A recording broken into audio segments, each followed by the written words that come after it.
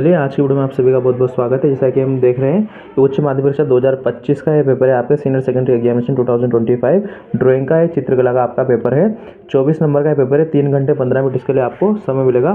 कुछ general instructions आपको यहाँ पे दिए हुए हैं, तो देखिए इनको स्किप करते हुए अपन देखते हैं मेन पेपर में कि किस प्रकार क्वेश्चन है, उनकी फुल्ली आंसर हम आपको बताने वाले हैं। तो देखिए सेक्शन ए खंड अ से आपका पेपर यहाँ पे शुरू होता है। तो सबसे पहला क्वेश्चन है आपका कि जैन धर्म से संबंधित ग्रंथ है। तो जैन धर्म से संबंधित ग्रंथ इन सभी में से आपका ए ऑप्शन यहाँ पे करेक्ट रहेगा। कल्पसूत्र क्या है? जैन धर्म से संबंधित ग्रंथ होता है। अगला है संग्राहिणी सूत्र किससे संबंधित है? तो संग्राहिणी सूत्र ब्रह्मांड संबंधी है क्या?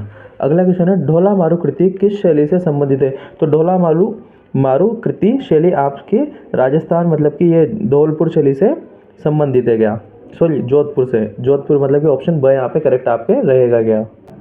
अगला क्वेश्चन है question number 4, Madonna and child कृति किसने बनाई थी? तो ये चारों ही ऑप्शन क्या है इसमें रॉन्ग है, मतलब कि ये क्वेश्चन में आपको बोनस अंक यहाँ पे मिलने का गया, ठीक है, क्योंकि इसमें जो करेक्ट आंसर था वो बिल्कुल यहाँ पे आपको ऑप्शन में दिया ही नहीं गया।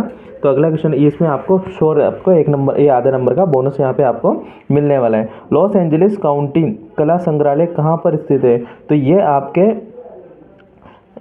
संयुक्त राज्य अमेरिका या यूएसए में आपके ये स्थित है क्या? ठीक है, तो ऑप्शन नंबर द यहाँ पे करेक्ट रहेगा। अगला क्वेश्चन है कंपनी शैली क्या है? तो कंपनी शैली भारतीय और यूरोपीय कला का एक क्या है? मिश्रण है।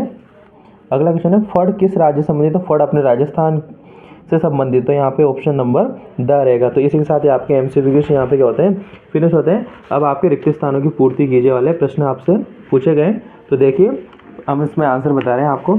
तो प्रज्ञा पारमिता नई दिल्ली में संग्रहित है, तो यहाँ पे आ जाएगा इसमें राष्ट्रीय संग्रहालय।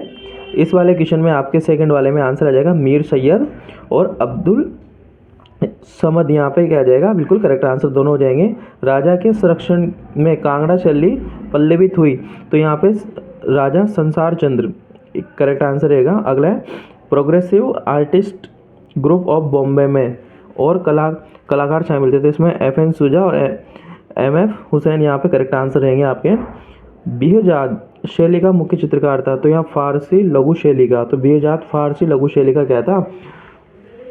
मुख्य चित्रकार था। अगले आपके अतिलघुतात्मक प्रश्न यहाँ से स्टार्ट होते हैं। तो देखिए पहला क्वेश्चन इसमें उत्तराध्ययन सूत्र में क्या वर्णित है? तो उत्तराध्ययन सूत्र में इसका आंसर आप लिख सकते हैं कि भाई उत्तराध्ययन सूत्र में जैन धर्म का एक प्रमुख ग्रंथ है जिसमें भगवान महावीर के उपदेश, नीति, धर्म, अहिंसा और मोक्ष का मार्ग का वर्णन किया गया है। अगला क्वेश्चन है आपके छत्रपति शिवाजी महाराज वास्तु संग्रहालय कहाँ पर स्थित है? तो ये आपके महाराष्ट्र के मुंबई में स्थित है। अगला है रसिक प्रिया की रचना किसने की थी?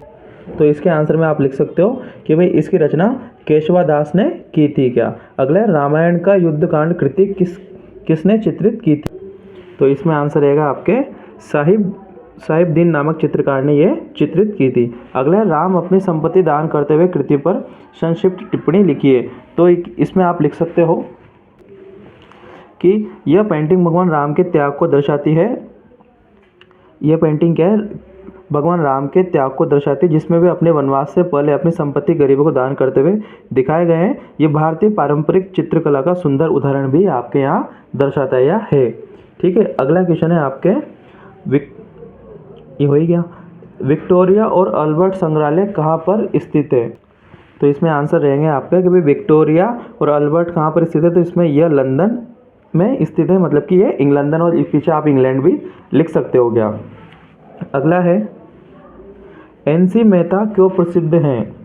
इसमें आप आंसर लिख सकते हैं कि भाई NC मेहता भारतीय लघु चित्रकला के संग्रहकर्ता और विद्वान के रूप में प्रसिद्ध है। अब देखते हैं नेक्स्ट। अगला प्रश्न है आपके शांति निकेतन की स्थापना किसने की? तो शांति निकेतन की स्थापना रविंद्रनाथ टैगोर ने की थी। अगला है अमृता शेरगिल की कृति ऊँट पर संक्षिप्त टिप्पणी लिखी है, तो अमृता शेरगिल की पेंटिंग ऊँट भारतीय ग्रामीण जीवन और उनकी सांस्कृतिक अभिव्यक्ति को दर्शाती है, जिसमें लोक जीवन की झलक भी अपन को क्या है देखने को मिलती है क्या? अगला है आपके पूरी उड़ीसा की विख्यात लोक कला के बारे में संक्षेप में लिखिए। तो पूरी उड़ीसा की प्रसिद्ध लोक कला पट्टचित्र, जो कि ताड़ के पत्तों या कपड़ों पर बनाए जाने वाली रंगीन चित्रकला शैली है क्या? इसी के साथ ही आपके सेक्शन ए यहाँ पे फिनिश होता है। अब सेक्शन बी में आपसे लघुतात्मक प्रश्न पूछे जाते हैं। तो पहला प्रश्न है आपके मोहम्मद कुली कुतुब शाह के सामने नृत्य प्रस्तुतिकरण पर कृति पर संक्षिप्त टिप्पणी लिख। तो इसमें आप आंसर लिख सकते हैं कि भाई ये पेंटिंग गोलकोंडा के सुल्तान मोहम्मद कुली कुतुब शाह के दरबार में हो रहे नृत्य प्रदर्शन को दर्शाती है। इसमें दरबारी संगीत, नृत्यकियाँ और शाही वैभव दिखाया गया है जो कि उस समय की समृद्ध सांस्कृतिक विरासत को प्रकट करता है क्या। ठीक है, अगला क्वेश्चन है बीजापुर की योगिनी पर संक्षिप्त टिप्पणी लिखिए। तो इसमें आपको लिखना है कि भी बीजापुर की योगिनी की मूर्ति भक्ति और शक्ति की प्रतीक है। यह दक्षिण भारतीय कला परंपरा में देवी योगिनी के महत्व को दर्शाती है। इसमें सूक्ष्म कलाकारी और आध्यात्मिक प्रभाव स्पष्ट रूप से झलकता है क्या। अगला क्वेश्चन है आपके कंपनी शैली से आप क्या समझते हैं। तो इस वाले में आप आंसर लिख सकते हैं कि भाई कंपनी शैली भारतीय और यूरोपीय चित्रकला का मिश्रण थी जो कि 18वीं-19वीं शताब्दी में ब्रिटिश ईस्ट इंडिया कंपनी के संरक्षण में विकसित हुई और इसमें भारतीय विषयों को यूरोपीय यथार्थवादी तकनीकों के साथ चित्रित किया गया। अगला है गगनेंद्र नाथ टैगोर की कृति सिटी इन द नाइट पर प्रकाश डालिए। तो इसमें लिख सकते हैं city in the night Gaganendra Nath Tagore की एक प्रसिद्ध चित्रकृति है। इसमें उन्होंने शहरी जीवन के रहस्यमय और गतिशील स्वरूप को अमूर्त शैली में चित्रित किया गया है। इसमें रोशनी एवं अंधेरे को सुंदर संतुलन दिखाया गया है क्या। अगला क्वेश्चन है आपके ऑफ वॉल्स कृति पर संक्षिप्त टिप्पणी लिखिए। तो इसमें अपन लिख सकते हैं कि भाई ऑफ वॉल्स एक आधुनिक कलाकृति है जो दीवारों से परे कला की संभावनाओं को दर्शाती है। यह पारंपरिक और समकालीन कला के बीच एक संवाद स्थापित करती है जिसमें रूप, बनावट और रंगों का प्रयोग अनूठे ढंग से किया जाता है। अगला है ट्रायम्फ ऑफ लेबर मूर्ति के बारे में आप क्या जानते हैं। तो इस क्वेश्चन के आंसर में आप लिख सकते हैं कि भाई ट्रायम्फ ऑफ लेबर मूर्ति चेन्नई में स्थित है जिसे देवी प्रसाद रॉय चौधरी ने बनाया था। यह श्रमिकों के संघर्ष और मेहनत को सम्मान देने के लिए बनाई गई एक प्रतिष्ठित मूर्ति है जिसमें 4 मजदूर एक विशाल पत्थर को धक्का देते हुए दिखाए गए हैं। अगला क्वेश्चन है आपका मिथिला कला के बारे में संक्षेप में लिख। तो मिथिला कला बिहार की पारंपरिक लोक कला है जिसमें प्राकृतिक रंगों से हाथों या लकड़ी की कलम से बनाया जाता था। इसमें ज्यामितीय आकृतियाँ, धार्मिक और पौराणिक कथाएं चित्रित की जाती थी। यह कला अपने विशिष्ट शैली और सजावट के रूप के लिए प्रसिद्ध थी। अगला है मृण मूर्ति क्या है। तो इसमें आंसर में आप लिख सकते हो मृण मूर्तियाँ टेराकोटा मिट्टी से बनी मूर्तियाँ कलाकृतियाँ होती हैं जिन्हें आग में पकाकर कठोर बनाया जाता है। यह कला प्राचीन भारतीय सभ्यता से जुड़ी हुई और आज भी लोक कला की मूर्ति कला में प्रमुख रूप से प्रयोग की जाती है। तो ये होती है मृण मूर्ति।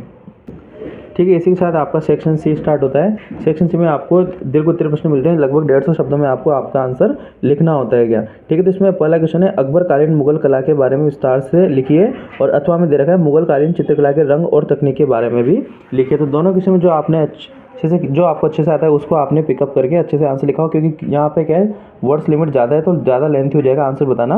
आई होप आपने अच्छे से पेपर करके आए होंगे। तो यहाँ पे अगला है सुल्तान इब्राहिम आदिल शाह द्वितीय हॉकिंग कृति के कलात्मक गुणों के बारे में लिखिए और अथवा करके राग हिंडोला की रागिनी पथमासिका से आप क्या समझते हैं।